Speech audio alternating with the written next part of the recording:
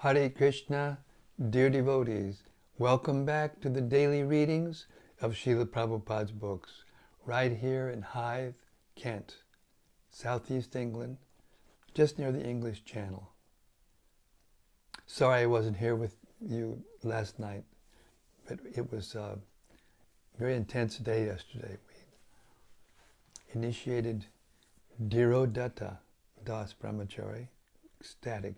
It was an ecstatic initiation, and Anantakripa got second initiation, and there was about 10 devotees from London visiting, so I got kind of a little, it was intense, let's put it that way. But here I'm so happy to be back with you and doing the daily readings, which is my life and soul, actually, of all the things that I do. This is the most important and more enjoyable for me to do, to be with you. Okay, Śrīmad-Bhāgavatam, Mahima Stotram. Sorry for being a little late also, we're still catching up. It goes like this.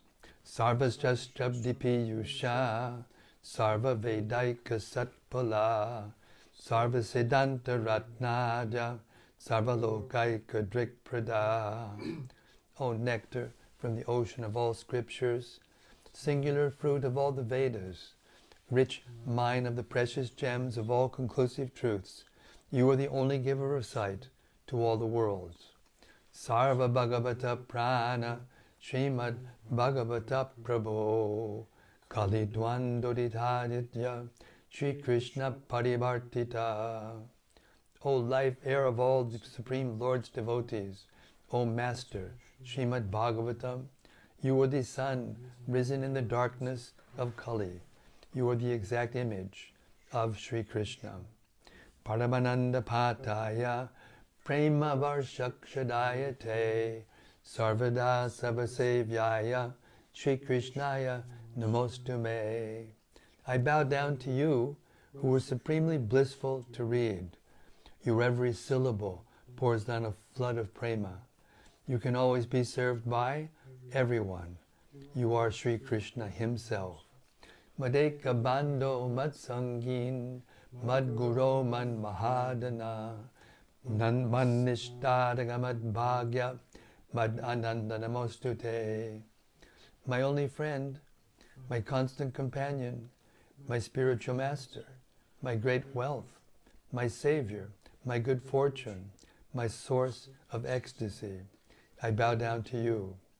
Asadu sadutadayin, Atini chocheta kada, anamuncha gada chenmam, premna rit kantayok spura. O bestower of saintliness to the unsaintly, O exalter of the most fallen, please never leave me. Always appear in my heart and my voice with pure love. Om Namo Bhagavate Vasudevaya. Om Namo Bhagavate Vasudevaya. Om Namo Bhagavate Vasudevaya.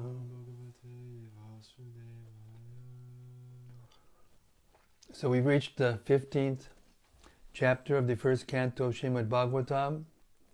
Krishna has left the planet, and now his eternal associates, or those who have come from higher planets just to participate and assist him in his missions, one by one, they're leaving also, because they had nothing to do here except to help Krishna in his mission.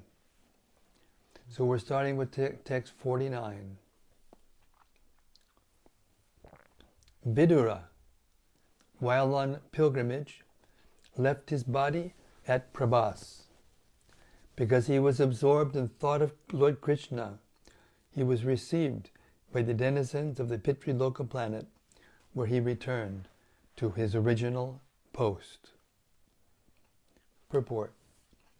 The difference between the Pāṇḍavas and Vidura is that the Pāṇḍavas were eternal associates of the Lord, the personality of Godhead, whereas Vidura is one of the administrative demigods in charge of the Pitri-loka planet and is known as Yamaraj.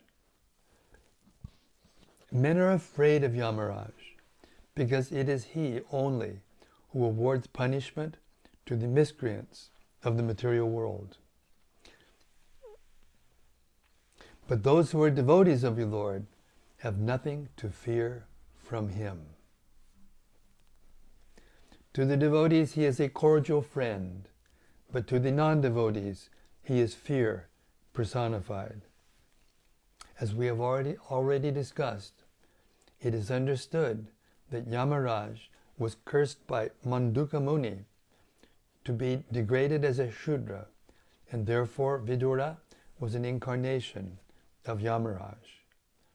As an eternal servitor of the Lord, he displayed his devotional activities very ardently and lived a life of a pious man, so much so that materialistic men like Dhritarashtra also got salvation by his instruction.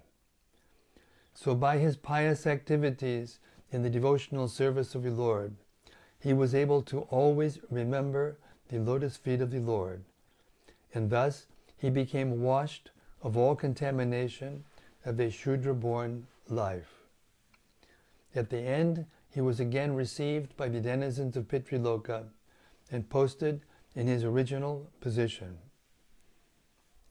The demigods are also associates of the Lord without personal touch, whereas the direct associates of the Lord are in constant personal touch with him. The Lord and his personal associates incarnate in many universes without cessation. The Lord remembers all these appearances, whereas the associates forget due to their being very minute parts and parcels of the Lord. They are apt to forget such incidents due to being infinitesimal. This is corroborated in the Bhagavad Gita 4.5. Text 50. Draupadi also saw that her husbands, without caring for her, were leaving home. She knew well about Lord Vasudeva, Krishna, the personality of Godhead. Both she and Subhadra became absorbed in thoughts of Krishna and attained the same results as their husbands. Purport. When flying an airplane, one cannot take care of other planes. Everyone has to take care of his own plane, and if there is any danger, no other plane can help another in that condition. Similarly, at the end of life, when one has to go back home, back to Godhead, everyone has to take care of himself without help rendered by another.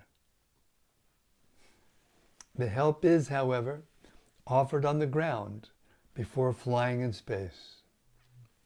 Similarly, the spiritual master, the father, the mother, the relatives, the husband, and others can all render help during one's lifetime, teaching one how to cross the ocean of birth and death. But while crossing the sea, one has to take care of himself and utilize the instructions formerly received. Draupadi had 5 husbands, but none of them asked Draupadi to come with them. Draupadi had to take care of herself without waiting for her great husbands. And because she was already trained, she at once took to concentration upon the lotus feet of Lord Vasudeva, Krishna, the personality of Godhead. The wives also got the same result as their husbands, in the same manner, that is to say, without changing their bodies, they reached the destination of Godhead. Srila Vishwanath Chakravarti Thakur suggests that both Draupadi and Subhadra, although her name is not mentioned herein, got the same result. Neither of them had to quit the body. Text 51. The subject of the departure of the sons of Pandu for the ultimate goal of life, back to Godhead, is fully auspicious and perfectly pure. Therefore, anyone who hears this narration with devotional faith certainly gains the devotional service of the Lord, the highest perfection of life. Purport. Śrīmad-Bhāgavatam is a narration about the personality of Godhead and the devotees of the Lord, like the Pāṇḍavas. The narration of the personality of Godhead and his devotees is absolute in itself, and thus to hear it with a devotional attitude is to associate with the Lord and constant companions with the Lord. Such constant companionship with the Lord, and by the process of hearing Śrīmad-Bhāgavatam, helps one attain the highest perfection of life, namely going back home, back to Godhead without fail. Srila Prabhupada ki jai. Thus end the Bhaktivedanta purports of the first canto, 15th chapter of Śrīmad-Bhāgavatam, entitled, The Pāṇḍavas Retire Timely. All glories to the Pāṇḍavas, the eternal associates of the Lord, and Draupadi, and Subhadra, the sister of the Lord, Yogamaya, and Vidura, and all the other associates of the Lord. Vidura was Yamaraj, one of the Mahajans, came to deliver Dhritarashtra. Hare Krishna. Okay, we're on to chapter 16. How Pariksit received the age of Kali. Text 1. Sutta Goswami said, O learned Brahmanas, Maharaj Pariksit then began to rule over the world as a great devotee of the Lord, under the instructions of the best of the twice-born Brahmanas. He ruled by those great qualities which were foretold by expert astrologers at the time of his birth. Purport. At the time of Maharaj Parikshit's birth, the expert astrologer Brahmanas foretold some of his great qualities. Maharaj Pariksit developed all those qualities, being a great devotee of the Lord. The real qualification is to become a devotee of the Lord, and gradually by all the good qualities worthy of possession develop. Maharaj Pariksit was a Bhāgavata, or a first-class devotee, who was not only well versed in the science of devotion, but also able to convert others to become devotees by his transcendental instructions. Maharaj Pariksit was therefore a devotee of the first order, and thus he used to consult great sages and learned Brahmanas, who could advise him by the Shastras how to execute the state administration. Such great kings were more responsible than modern elected executive heads, because they obliged the great authorities by following their instructions left in the Vedic literatures. There was no need for impractical fools to enact daily a new legislative bill and to conveniently alter it again and again to serve some purpose. The rules and regulations were already set forth by great liberated sages like Manu, Yajnavalkya, and Parashara, and the enactments were all suitable for all ages in all places. Therefore the rules and regulations were standard and without flaw or defect. Kings like Maharaj Pariksit had their council of advisors, and all the members of that council were either great sages or brahmanas of the first order. They did not accept any salary, nor had they any necessity for such a salary. The state would get the best advice without expenditure, They were themselves samadarshi, equal to everyone, both man and animal. They would not advise the king to give protection to man and instruct him to kill the poor animals. Such council members were not fools or representatives to compose a fool's paradise. They were all self-realized souls, and they knew perfectly well how all living beings in the state would be happy, both in this life and in the next. They were not concerned with the hedonistic philosophy of eat, drink, be merry, and enjoy. They were philosophers in the real sense, and they knew well what is the mission of human life. Under all these obligations, the advisory council of the king would give correct directions, and the king or executive head, being himself a qualified devotee of the Lord, would scrutinizingly follow them for the welfare of the state. The state in the days of Maharaj Yudhishthir or Maharaj Pariksit was a welfare state in the real sense of the term, because no one was unhappy in that state, be he man or animal. Maharaj Pariksit was an ideal king for a welfare state of the world. Text 2. King Pariksit married the daughter of King Uttara and begot 4 sons, headed by Maharaj Janamejaya. Purport. Maharaj Uttara was the son of Virata and maternal uncle of Maharaj Pariksit. Iravati, being the daughter of Maharaj Uttara, was the cousin sister of Maharaj Pariksit. But cousin brothers and sisters were allowed to get married because they did not belong to the same gotra or family. In the Vedic system of marriage, the importance of the gotra or family was stressed. Arjuna also married Subhadra, although she was his maternal cousin sister. Janamejaya, one of the Rajarshi kings and the famous son of Maharaj Pariksit. His mother's name was Iravati, or according to some, Madravati. Maharaj Janamejaya begot 2 sons of the names Gyatanika and Shankukarna.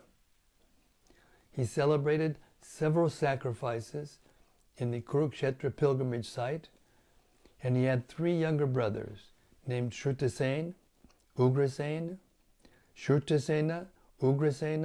and Bhimasena the second. He invaded Takshashila, Ajanta, and he decided to avenge the unlawful curse upon his great father, Maharaj Pariksit. He performed a great sacrifice called Sarpa Yagya to kill the race of serpents, including the Takshaka, which had bitten his father to death. On the request of many influential demigods and sages, he had to change his decision to kill the race of snakes. But despite stopping the sacrifice, he satisfied all those who had participated in the sacrifice by rewarding them properly. In the ceremony, Mahamuni Vyasadeva was also present, and he personally narrated the history of the Battle of Kurukshetra before the king. Later on, by the order of Vyasadeva, his disciple Vaishampayana narrated before the king the subject matter of the Mahabharata. He was much affected by his great father's untimely death, and he was very anxious to see him again, and he expressed his desire before the great sage Vyasadeva. Vyasadeva also fulfilled his desire. With his father present before him, he worshipped both his father and Vyasadeva with great respect and pomp. Being fully satisfied, he most munificently gave to the Brahmanas present, gave charity to the Brahmanas present at the sacrifice. Text 3. Maharaj Pariksit, after having selected Kripacharya for guidance as his spiritual master, performed 3 horse sacrifices on the banks of the Ganges. These were executed with lavish rewards for the attendants. And at these sacrifices, even the common man could see demigods. Purport. It appears from this verse that interplanetary travel by the descendants of higher planets is easy. In many statements in the Bhagavatam, we have observed that the demigods from heaven used to visit this earth to attend sacrifices performed by influential kings and emperors. Herein also, we find that during the time of the horse sacrifice ceremony of Maharaj Pariksit, the demigods from other planets were visible even to the common man, due to the sacrificial ceremony. The demigods are not generally visible to common men, as the Lord is not visible.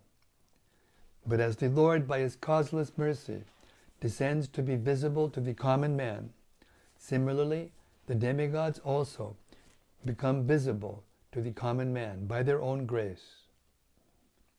Although celestial beings are not visible to the naked eyes of the inhabitants of this earth, it was due to the influence of Maharaj Pariksit that the demigods were also agreed to be visible. The kings used to spend lavishly during such sacrifices, as a cloud distributes rains. A cloud is nothing but another form of water, or in other words, the waters of the earth transform into clouds. Similarly, the charity made by the kings in such sacrifices is but another form of the taxes collected from the citizens. But as the rains fall down very lavishly and appear to be more than necessary, the charity made by such kings also seems to be more than what the citizens need. Satisfied citizens will never organize agitation against the king, and thus there was no need in changing the monarchical state. Even for a king like Maharaj Pariksit, there was need of a spiritual master for guidance. Without such guidance, one cannot make progress in spiritual life. The spiritual master must be bona fide, and one who wants to have self-realization must approach and take shelter of a bona fide spiritual master to achieve real success. Text 4.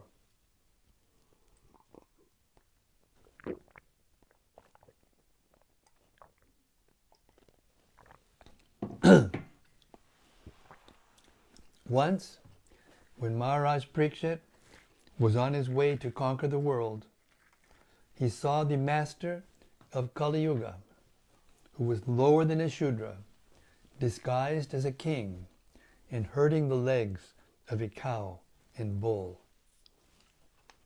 The king at once caught hold of him and dealt sufficient punishment. Purport. The purpose of a king's going out to conquer the world is not for self-aggrandizement. Maharaj Pariksit went out to conquer the world after his ascendance to the throne, but this was not for the purpose of aggression on other states. He was the emperor of the world, and all small states were already under his regime. His purpose in going out was to see how things were going on in terms of the godly state. The king being the representative of the Lord, has to execute the will of the Lord duly. There is no question of self-aggrandizement. Thus, as soon as Maharaj Pariksit saw that a lower-class man in the dress of a king was hurting the legs of a cow and a bull, at once he arrested and punished him. The king cannot tolerate insults to the most important animal, the cow, nor can he tolerate disrespect for the most important man, the Brahmana. Human civilization means to advance the cause of Brahminical culture, and to maintain it, cow protection is essential. There is a miracle in milk, for it contains all the necessary vitamins to sustain human psychological conditions for higher achievements. Brahminical culture can advance only when man is educated to develop the quality of goodness. And for this, there is a prime necessity of food prepared with milk, fruits, and grains. Maharaj Pariksit was astonished to see that a black Shudra, dressed like a ruler, was mistreating a cow, the most important animal in human society. The age of Kali means mismanagement and quarrel. And the root cause of all mismanagement and quarrel is that worthless men, with the modes of lower-class men, who have no higher ambition in life, come to the helm of the state management. Sounds familiar, doesn't it? Such men, at the post of a king, are sure to first hurt the cow and the Brahminical culture, thereby pushing all society towards hell. Maharaj Pariksit, trained as he was, got the scent of this root cause of all quarrel in the world. Thus, he wanted to stop it in the very beginning. Text 5. Shonaka Rishi inquired, why did Maharaj Pariksit simply punish him, since he was the lowest of the Shudras, having dressed as a king and struck a cow on the leg? Please describe all these incidents if they relate to the topics of Lord Krishna. Purport.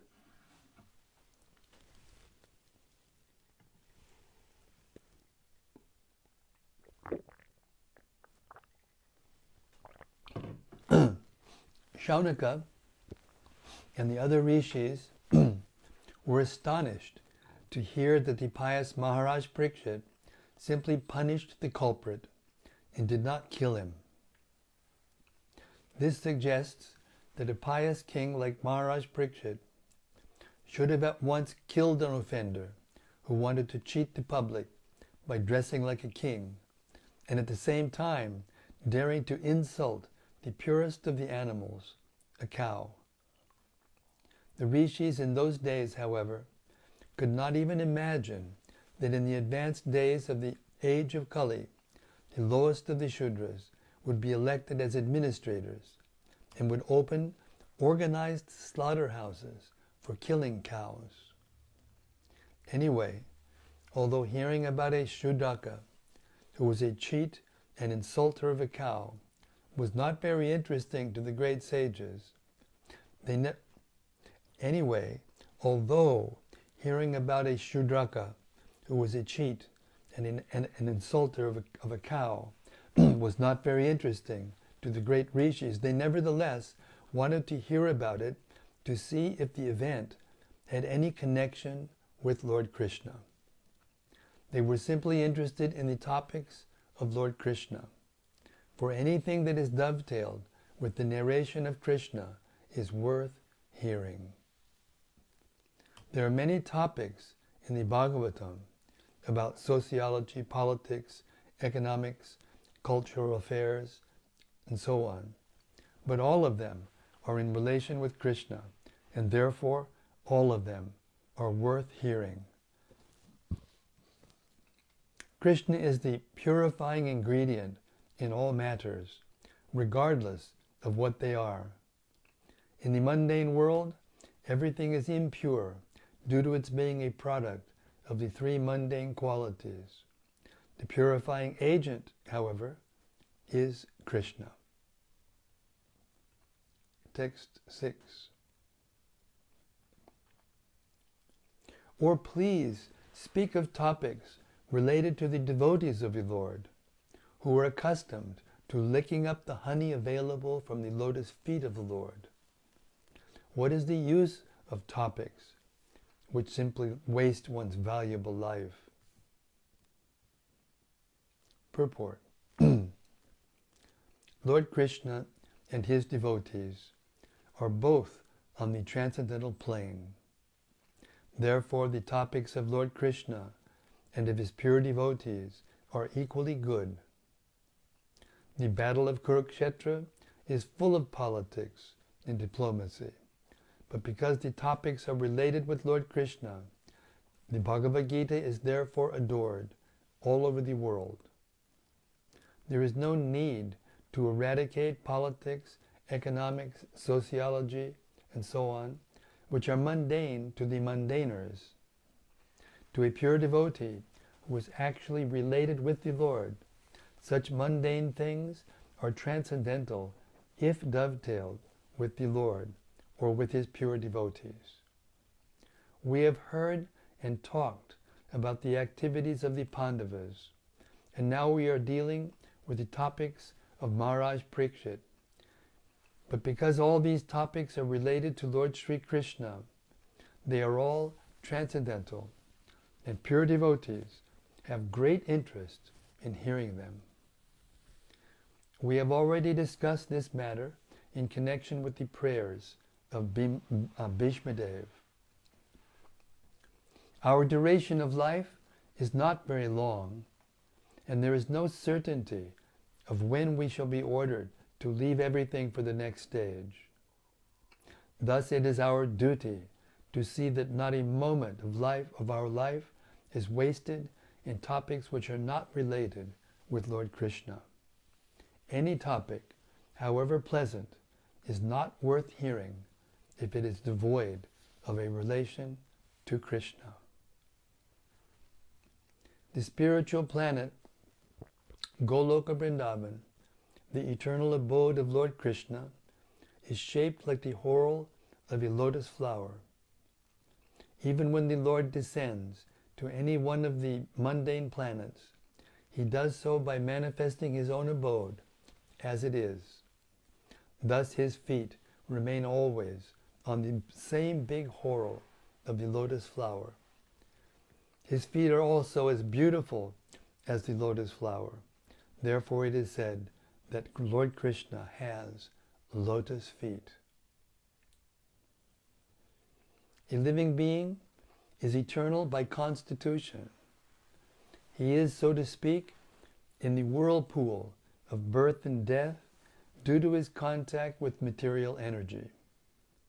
Freed from such material energy, a living being is liberated and is eligible to return home, back to Godhead.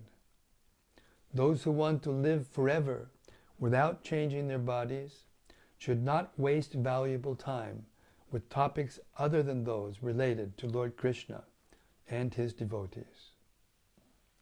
Text 7.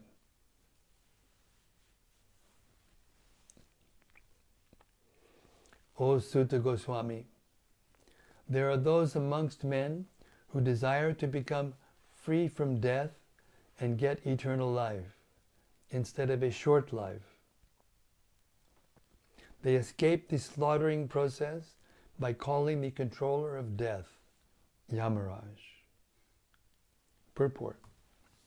The living entity, as he develops from lower animal life to a higher human being and gradually to higher intelligence, becomes anxious to get free from the clutches of death. Modern scientists try to avoid death by physiochemical advancement of knowledge. But alas, the controller of death, Yamaraj, is so cruel that he does not spare even the very life of the scientist himself. The scientist who puts forward the theory of stopping death by advancement of scientific knowledge becomes himself a victim of death when he is called by Yamaraj. What to speak of stopping death? No one can enhance the short period of life even by a fraction of a moment. The only hope of suspending the cruel slaughtering process of Yamaraj is to call him to hear and chant the holy name of the Lord.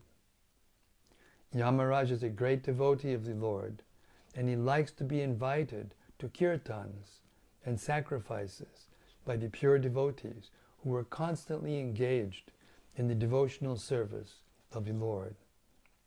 Thus the great sages headed by Shonaka and others invited Yamaraj to attend the sacrifice performed at Naimisharanya. This was good for those who did not want to die. And we'll stop here. It's almost 8 o'clock, but we started late today, so we got in our 40 minutes. Hare Krishna.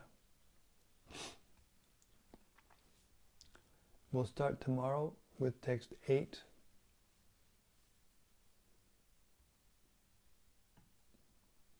And we will just wait until the sages, the assembled sages, are ready to bless us with their reflections on what they've heard today. Hare Krishna.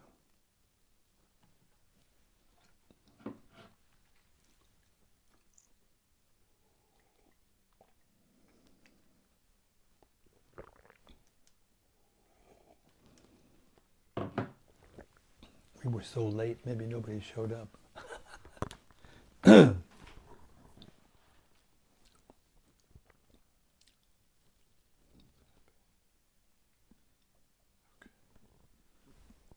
First is from Rati Manjari. Hare Krishna Rati Hari Bo.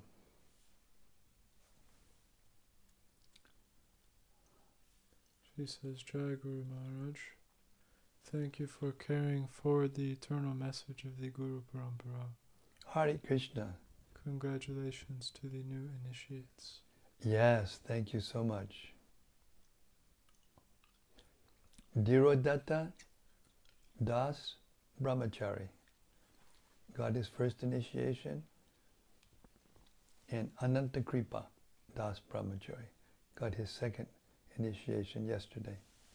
Hare Krishna. Thank you for blessing them. And from Sudevi Dasi. Hare Krishna Sudevi Dasi. She says, Hare Krishna Maharaj, please accept my humble obeisances. You truly are my lifeline. Hare Krishna, Hare Krishna. Thank you very much. I'm so encouraged by your words.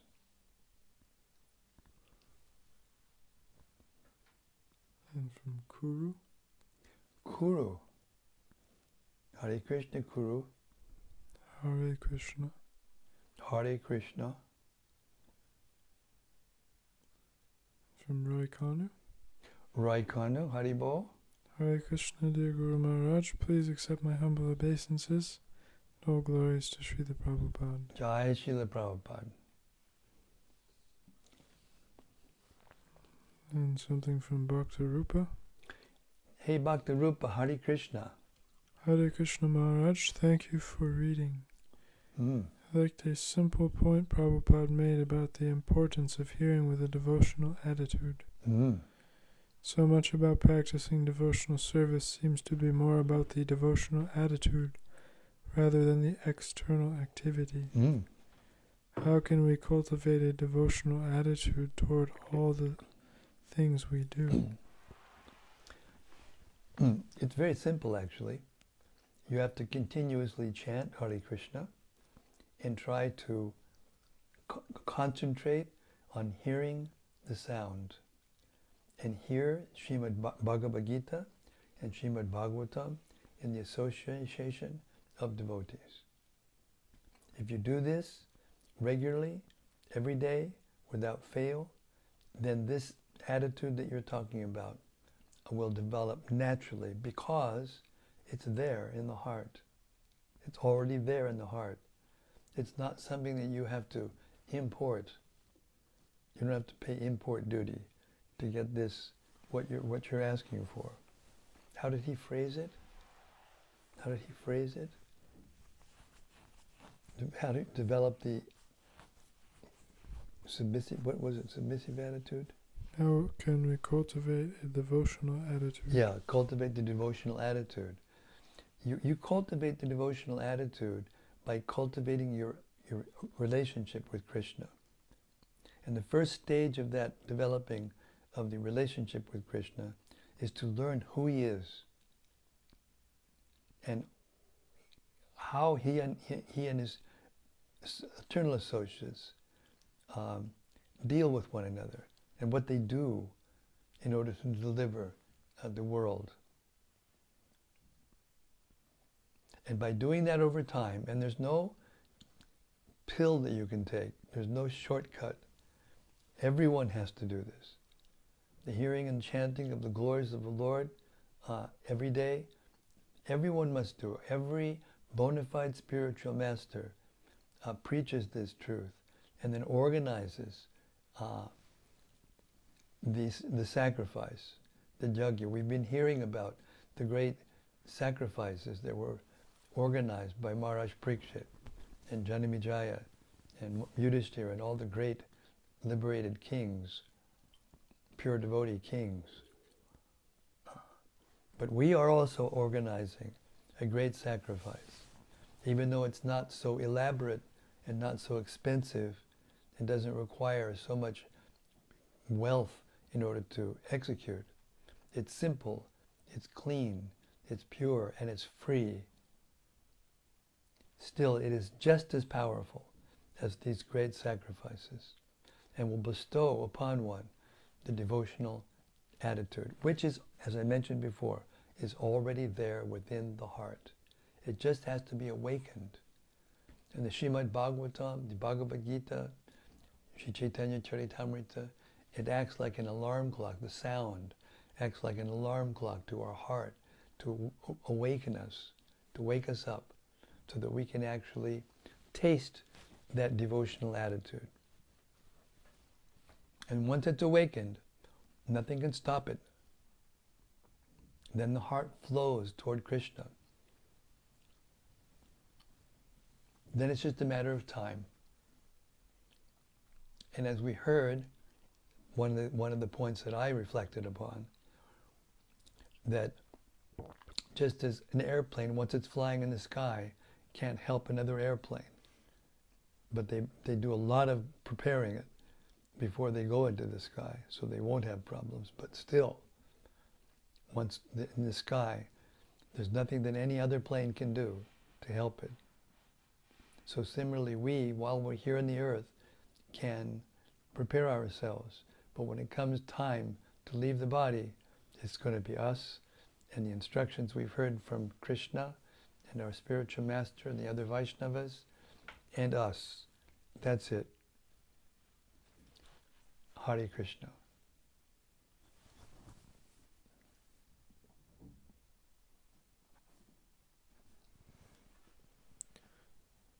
And from Dayal Nitai. Hare Krishna, Dayal Nitai. Haven't heard from you for a while. Dear Srila Guru Maharaj, please accept my obeisance. Hare Krishna. Thank you for today's reading. It certainly was a useful reminder to hear how every bird has to flap its own wings. Everyone has to fly their own plane across the wide ocean. Yes, absolutely. Being familiar with the teachings of Krishna consciousness is not going to... simply being familiar with the teachings of Krishna consciousness is not going to do the job. One needs to apply oneself diligently. I cannot be reminded of this life-saving knowledge often enough. Thank you, Hare Krishna. Hare Krishna, thank you very much. It's an excellent point. Excellent point. those who remind us are our friends, our real friends. Hare Krishna. And from Gopakanya Devi Dasi. Haribo Gopakanya Devi Dasi.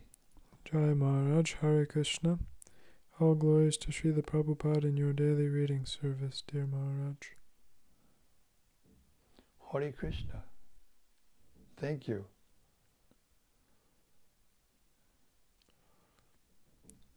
And from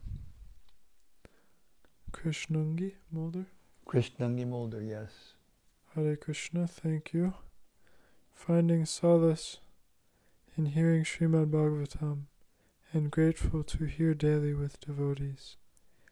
I'm reflecting upon the intention of a godly king, conquering ignorance. Virtuous intentions need to be cultivated daily. Thank you. That was very lovely. Virtuous intentions need to be cultivated daily. That's a nice phrase. Turned a nice phrase there. Yes. We have to practice. We have to, as Don Nitai just said also, we have to apply it, assimilate this knowledge into our own character. Hare Krishna.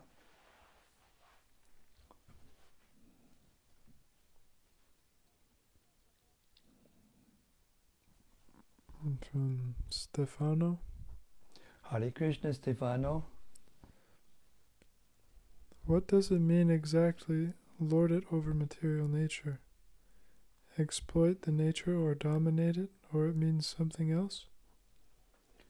To lord it over material nature means to try to enjoy, to control, and to enjoy, to control, and to own the energy that does not belong to us. The material energy does not belong to us. Therefore, as it said, we heard today, we cannot stay in the body a fraction of a second longer than we are destined to. But we're here because we wanted to lord it over material nature. Means we wanted to own it, we wanted to control it, and we want to enjoy it. That's what it means. Hare Krishna.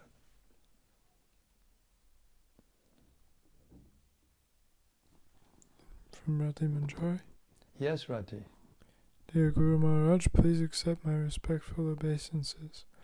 Tonight we heard how the Pāṇḍavas as well as their wives all went back home, back to Godhead. Srila Prabhupada emphasized that at the time of death everyone has to take care of himself. We all have to fly our own plane. At first I got a little daunted by his words, so severe and a bit scary as well. Will I be able to do it? Then I remembered that even though nobody can help us at that time, still the Paramatma is in everyone's heart, and he will help his sincere devotee in this most difficult moment. And that made me feel better. Yes, that's a very nice point, Rati. And Srila Prabhupada once told us, many times, but specifically I'm thinking at one time, he told us that Yogakshemam Vahamyaham, in that verse, in the 9th chapter of the Gita, Ananyas Chintyanto Mam, Yejanak Prayupasite, Tesham Nityabhiyuktanam, Yogakshemam Vahamyaham. It means if we sincerely serve Krishna and come to the point of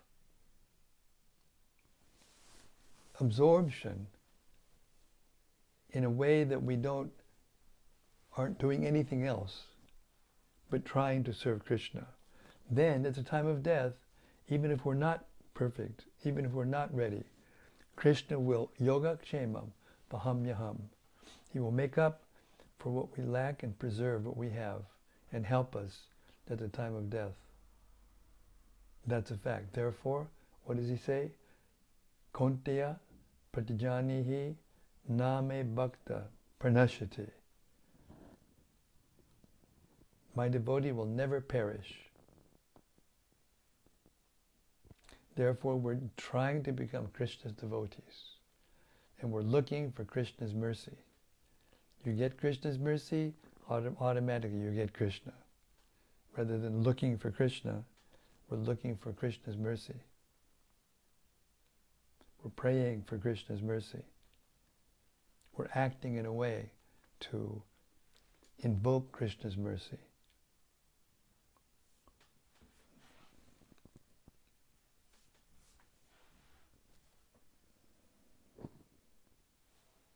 From Saloni Sachi Sundari. Haribol Saloni Sachi Sundari Ki. Hare Krishna. Hare Krishna Maharaj, all glories to Srila Prabhupada. Jai Srila Prabhupada. And from Anandamurti Devidasi. Hare Krishna Anandamurti. Dear Guru Maharaj and all assembled devotees, please accept my humble obeisances. All glories to Srila Prabhupada. Grantaraj Śrīmad-Bhāgavatam Ki Jai. A few days ago, after hearing of Maharaj Yudhishthir's passing away from this material world, I found that there is really no need to worry about material entanglements in this world. This morning hearing is so powerful. Yesterday and the day before yesterday, I went for book distribution during lunch break, and I have distributed 2 Bhagavad Gitas, 1 Śrīmad-Bhāgavatam, first Canto, 5th chapter, and 6 small books. Before I was afraid to go out because I was afraid of meeting people or co-workers or customers, but your instruction made me engage this transcendental book distribution again after 1.5 months. During distributing books, I am practicing to give up all material conceptions. It is a high purification system. Thank you so much for daily reading. Another turn of phrase we got today. A high purification system. Very nice, Anandamurti. I'm proud of you. Hare Krishna. So now that you have awakened this fearlessness, please go out and give these books to others. Hare Krishna. Thank you very much for that lovely reflection.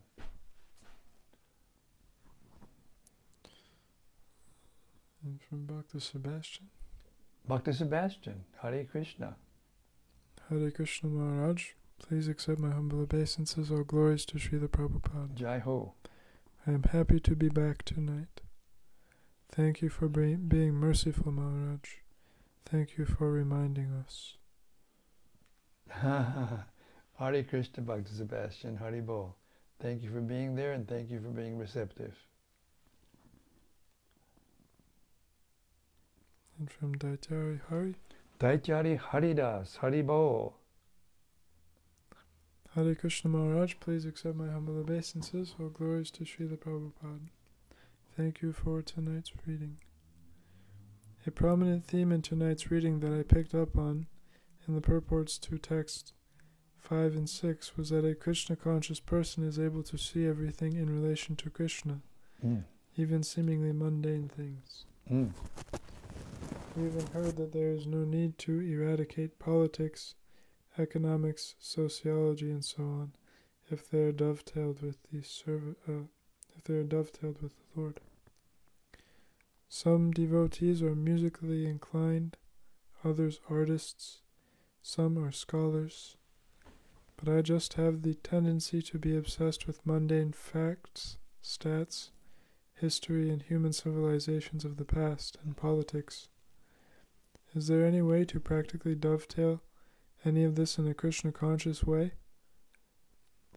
I'm happy not to, if not needed, because keeping life simple and just doing the simple basics is satisfying in itself. But it's good to know if there's anything we have that we could potentially use but aren't currently using. I haven't found any talents yet that have been useful, unfortunately. Well, you just answered your own question by your question. Yes, the Śrīmad-Bhāgavatam is the history of the world, of the universe. So you just keep hearing this Śrīmad-Bhāgavatam and shares, and you will dovetail that tendency you have perfectly with Krishna. It's as simple as that. Keep hearing it, trying to explain it to others in any way that you can, and giving them out the books is the best way. But in any way, you will perfect that tendency to study the history of the world. Hare Krishna. Because the Bhagavatam is, as we heard, is connected with Krishna, every single topic.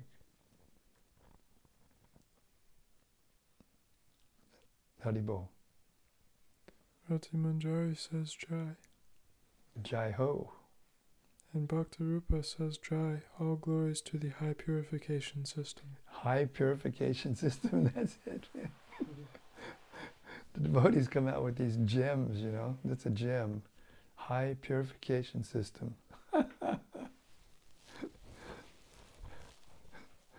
That's a great one. And Daitari Hari says, thank you, Maharaj. Thank you. So once again, you've all done it. You've, coined phrases like high, what was it? High purification system.